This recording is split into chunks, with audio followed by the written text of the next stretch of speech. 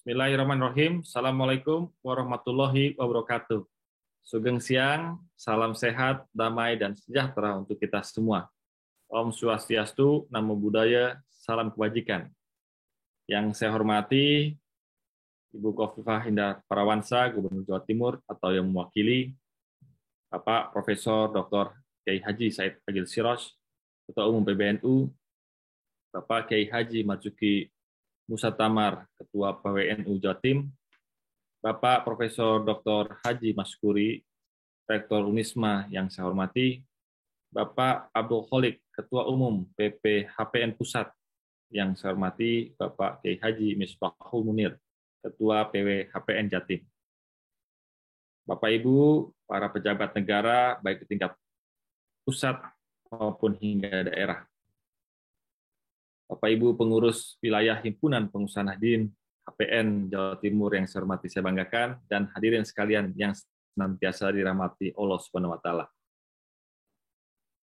Perkenan saya Edi Baskoro Yudhoyono sebagai anggota DPR RI akan menyampaikan sharing pandangan yang berjudul Pengendalian Pandemi demi Pemulihan Ekonomi Indonesia. Next.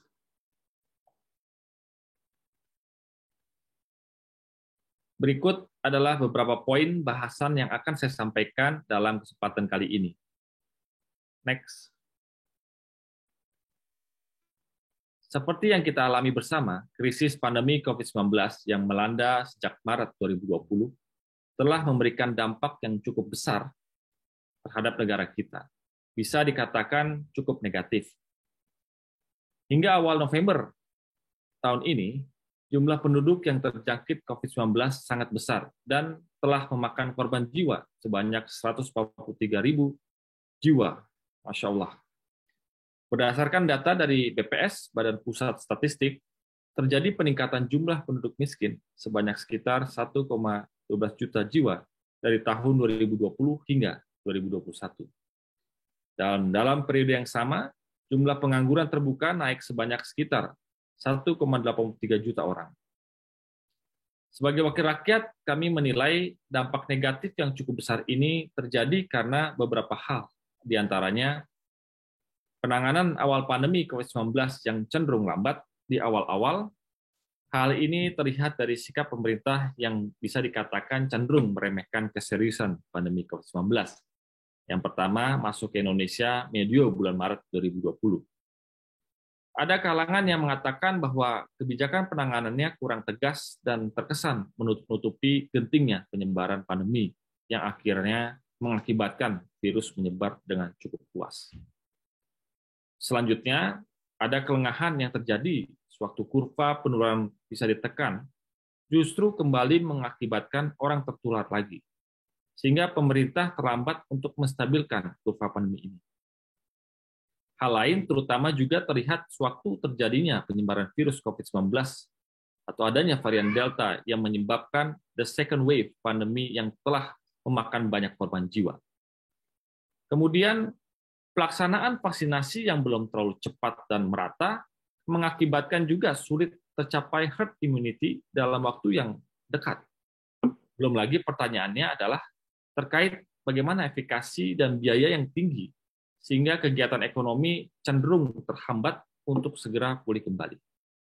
Serta pemahaman masyarakat atau edukasi terkait manfaat dan pentingnya vaksinasi, testing, dan tracing yang belum memadai yang mengakibatkan kurang cepatnya proses vaksinasi.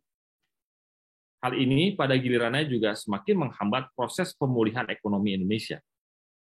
Dan sebagai catatan, per bulan November 2021, status vaksinasi nasional baru mencapai tingkat 65,25%, sementara status vaksinasi Provinsi Jawa Timur telah mencapai hingga 68,23%.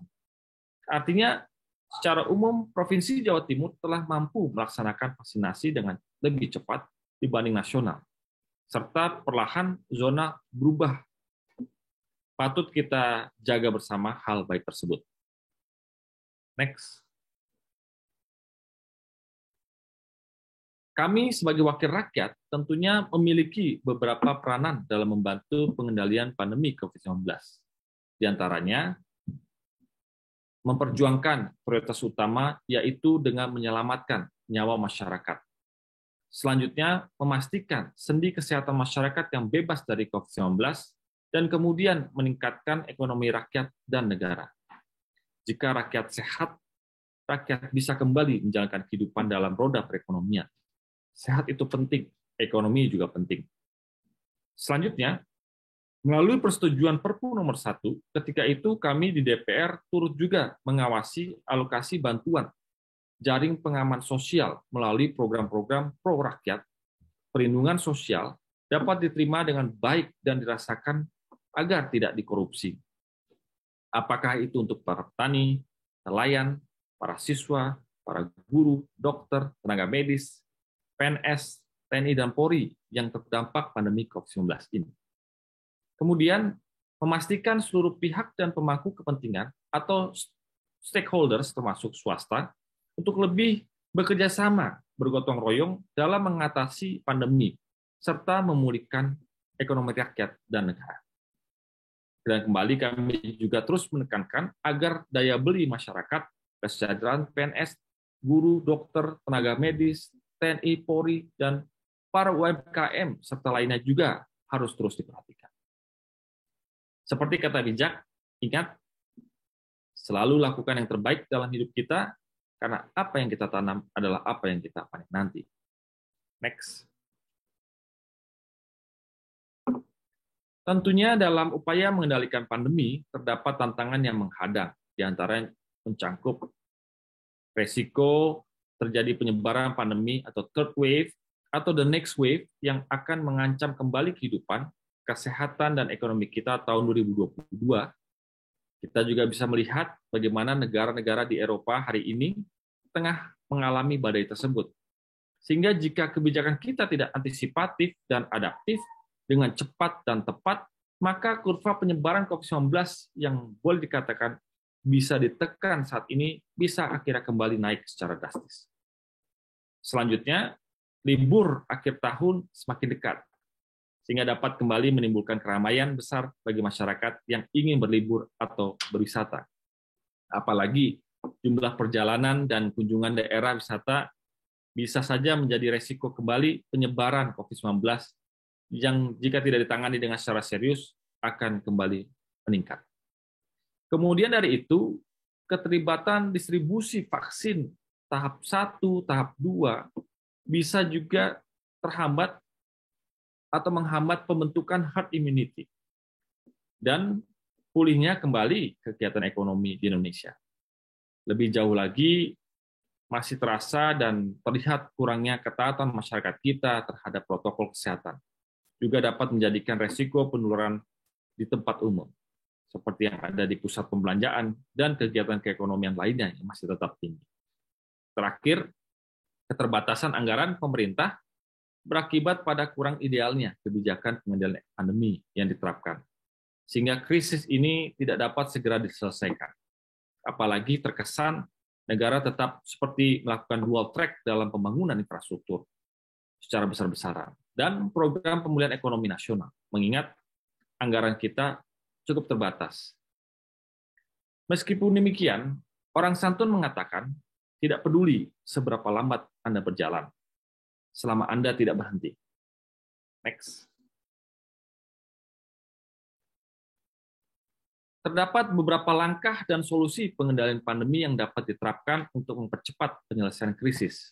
Di antaranya, pertama, diperlukan percepatan distribusi, alokasi, dan pelaksanaan vaksinasi secara universal.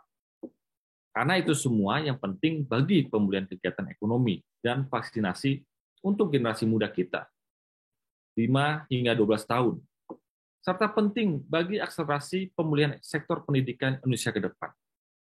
Kita berharap vaksinasi tidak hanya kepada generasi-generasi yang di atas 12 tahun, tetapi pada mereka yang ada di bawah 12 tahun.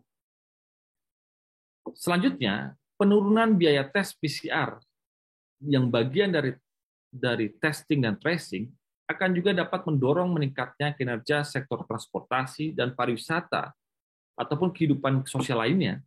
Tentu sembari kita juga tetap berharap ikut mempertahankan protokol kesehatan COVID-19. Kemudian, peningkatan kontribusi gotong royong pihak swasta seperti HPN terhadap bidang kesehatan dapat dilakukan melalui pembayaran pajak, taat pajak, yang notabene juga merupakan salah satu sumber utama anggaran belanja pemerintah. Dan ini juga merupakan bagian dari penerimaan negara. Semakin besar pajak dari swasta, semakin besar juga alokasi anggaran untuk negara. Vaksinasi mandiri yang dilakukan oleh swasta yang dapat juga ini mengisi celah dari distribusi vaksin yang belum optimal.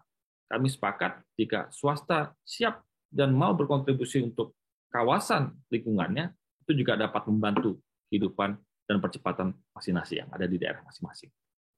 Kemudian pembukaan usaha baru atau meningkatkan skala usaha di bidang kesehatan untuk membantu memenuhi kebutuhan masyarakat Indonesia akan alat kesehatan, obat-obatan, dan jasa kesehatan lainnya di tengah pandemi ini juga diperlukan. Jika swasta juga terus memperhatikan melalui CSR seperti ini, sangat membantu dalam rangka meningkatkan kolaborasi untuk pengendalian COVID-19.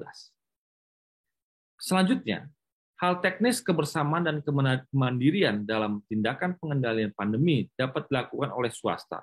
Himpunan Pengusaha Nahdien atau HPN seperti yang ada dalam seminar siang hari ini juga ikut bisa berkontribusi, berkolaborasi bersama dengan cara-cara yang sederhana, apakah itu melalui tes rutin bagi para pegawai yang ada di kantornya masing-masing, atau himpunan pengusaha yang memiliki pesantren-pesantren untuk juga membantu meningkatkan percepatan pembentukan imunitas kelompok. Dan yang terakhir, penguatan dan perluasan kerjasama antara pemerintah, bisnis, dan masyarakat dalam bersama mengendalikan pandemi untuk memulihkan perekonomian Indonesia. Kita harus ingat bahwa keyakinan, keberanian, dan semangat yang teguh sangat penting untuk bertahan dari masa-masa yang sulit ini. Next. Seperti yang telah diketahui, adanya pandemi COVID-19 telah mengguncang perekonomian global, termasuk Indonesia. Pertumbuhan ekonomi Indonesia melambat dan mengalami kontraksi hingga menyentuh angka minus 2,07% pada tahun 2020. Meskipun demikian, program pemulihan ekonomi nasional atau PEN terus dijalankan. Insentif fiskal dan bantuan sosial pada masyarakat luas juga terus diberikan, serta APBN tahun 2022 yang disusun dengan fokus pemulihan ekonomi secara keseluruhan. Aksi stimulus kebijakan ini tentu mendorong munculnya optimisme ekonomi Indonesia. Kita harus yakin dan percaya. Berdasarkan hal tersebut, pada tahun ini diperkirakan perekonomian Indonesia akan mengalami kebangkitan kembali. Menurut Kemenko RI, angka pertumbuhan ekonomi pada tahun 2021 akan berada pada kisaran 4%. Pertumbuhan ekonomi Indonesia saat ini telah menunjukkan kecenderungan untuk memulai bangkit dan pulih kembali. Hal ini tentu saja menunjukkan adanya optimisme dan harapan bagi perekonomian Indonesia ke depan. Pemerintah, DPR, dan swasta, termasuk diantaranya HPN tentunya, memiliki hubungan yang saling berkaitan, the interplay, yang penting dalam proses pemulihan ekonomi Indonesia akibat krisis pandemi COVID-19. Ingat, masa depan adalah milik kita yang telah menyiapkan dari hari ini. Next. APBN telah menganggarkan kebijakan bantuan untuk UMKM. Bantuan tersebut diantaranya digunakan untuk memberikan stimulus untuk para debitur berdasarkan ketepatan membayar, kemudian adanya restrukturisasi untuk kredit dengan plafon skala mikro kecil menengah, dan selanjutnya ada juga restrukturisasi kredit UMKM berkualitas yang dapat langsung menjadi lancar. Ingat, tidak ada kata berakhir sampai Anda berhenti mencoba. Next. Oleh karena itu, solusi arah kebijakan untuk pemulihan ekonomi pasca pandemi secara umum dapat dirumuskan sebagai berikut. Menurut kami, yang pertama, kita harus sepakat percepatan dan perluasan alokasi dan distribusi vaksinasi yang merata untuk semakin mendorong penyelesaian pandemi COVID-19 seperti melakukan percepatan vaksinasi di daerah-daerah, bahkan kalau perlu di desa-desa. Yang kedua, pembukaan kembali kegiatan ekonomi masyarakat untuk meningkatkan kinerja perekonomian dan mengembalikan hajat hidup masyarakat yang sebelumnya terhenti karena pandemi seperti pembukaan pembatasan transportasi dan tempat-tempat lainnya.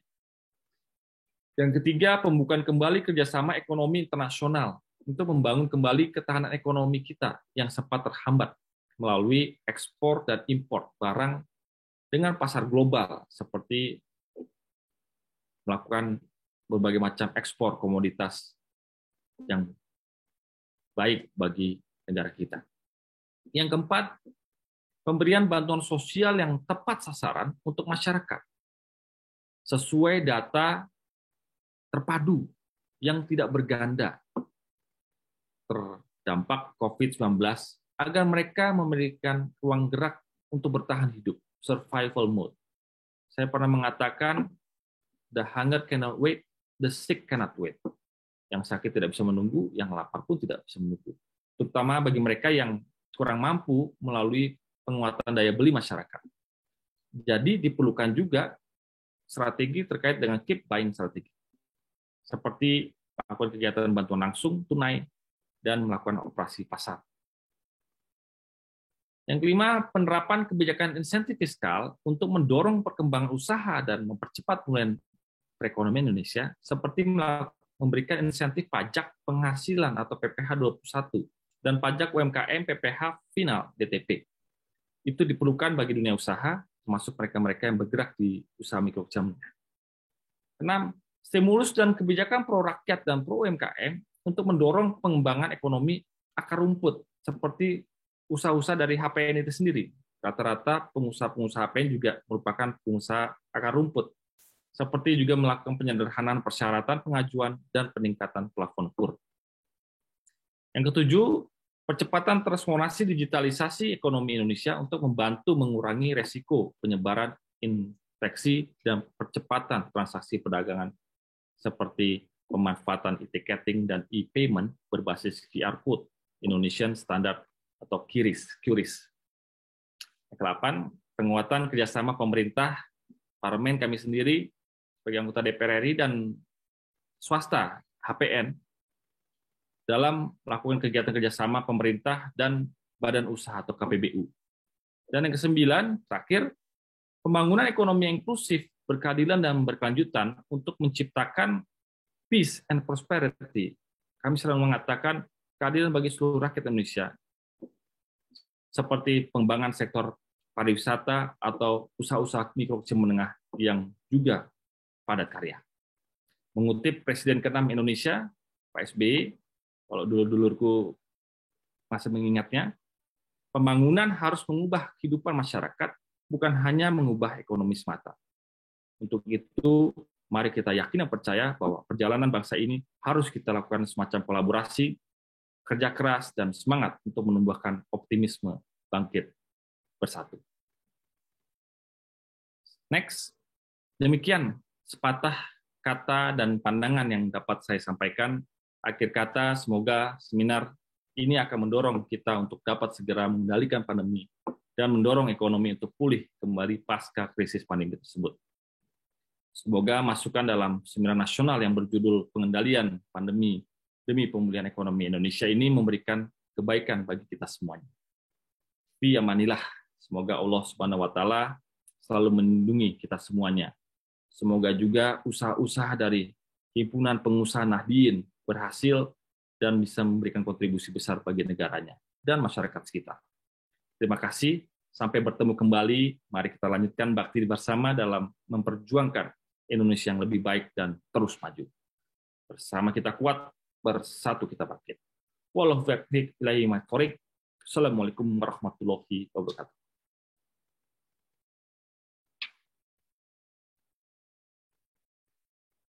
Saya terdengar dengan baik ya?